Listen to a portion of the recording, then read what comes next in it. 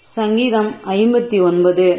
சவுல் தாவீதை கொல்லுவதற்காக ஏவல் ஆட்களை அனுப்பின போது அல்தஸ்கேத் என்னும் வாத்தியத்தில் வாசிக்க அவன் பாடி ராக தலைவனுக்கு ஒப்புவித்த மிக்தாம் என்னும் சங்கீதம். என் தேவனே, என் சத்துருக்களுக்கு என்னை தப்புவியும், என்மேல் எழும்புகிறவர்களுக்கு என்னை விலக்கி உயர்ந்த அடைக்கலத்திலே வையும். அக்கிரமக்காரருக்கு என்னை தப்புவித்து இரத்த பிரியரான மனுஷருக்கு என்னை விலக்கி ரட்சியும். இதோ என் பிராணனுக்கு பதிவிருக்கிறார்கள். கர்த்தாவே, என்னிடத்தில் மீறுதலும் பாவமும் இல்லாதிருந்தும் பலவான்கள் எனக்கு விரோதமாய் கூட்டம் கூடுகிறார்கள். என்னிடத்தில் அக்கிரமம் இல்லாதிருந்தும் ஓடி திரிந்து யுத்தத்திற்கு ஆயத்தமாகிறார்கள். எனக்கு துணை செய்ய விழித்து என்னை நோக்கி பாரும். சேனைகளின் தேவனாகிய கர்த்தாவே, இஸ்ரவேலின் தேவனே, நீர் சகல ஜாதிகளையும் விசாரிக்க விழித்தெழும்பும். வஞ்சகமாய் துரோகம் செய்கிற ஒருவருக்கும் தயை செய்யாதேயும். அவர்கள் சாயங்காலத்தில் திரும்பி வந்து நாய்களைப் போல ஊளையிட்டு ஊரை சுற்றி திரிகிறார்கள். இதோ தங்கள் வார்த்தைகளை கக்குகிறார்கள். அவர்கள் உதடுகளில் பட்டயங்கள் இருக்கிறது. கேட்கிறவன் யார் என்கிறார்கள்.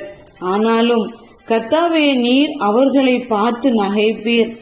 புறஜாதிகள் யாவரையும் இகழுவீர். அவன் வல்லமையை நான் கண்டு உமக்கு காத்திருப்பேன். தேவனே, எனக்கு உயர்ந்த அடைக்கலம். என் தேவன் தம்முடைய கிருபையினால் என்னை சந்திப்பார். தேவன் என் சத்துருக்களுக்கு வரும் நீதி சரிகட்டுதலை நான் காணும்படி செய்வார். அவர்களை கொண்டு போடாதேயும். என் ஜனங்கள் மறந்து போவார்களே. எங்கள் கேடகமாகிய ஆண்டவரே, உமது வல்லமையினால் அவர்களை சிதறடித்து அவர்களை தாழ்த்தி போடும். அவர்கள் உதடுகளின் பேச்சு அவர்கள் வாயின் பாவமாயிருக்கிறது. அவர்கள் இட்ட சாபமும் சொல்லிய பொய்யும் ஆகிய இவைகளின் நிமித்தம் தங்கள் பெருமையில் அகப்படுவார்களாக. தேவன் பூமியின் எல்லை வரைக்கும் யாக்கோபிலே அரசாளுகிறவர் என்று அவர்கள் அறியும் பொருட்டு அவர்களை உம்முடைய உக்கிரத்திலே நிர்மூலமாக்கும். இனி இராதபடிக்கு அவர்களை நிர்மூலமாக்கும்.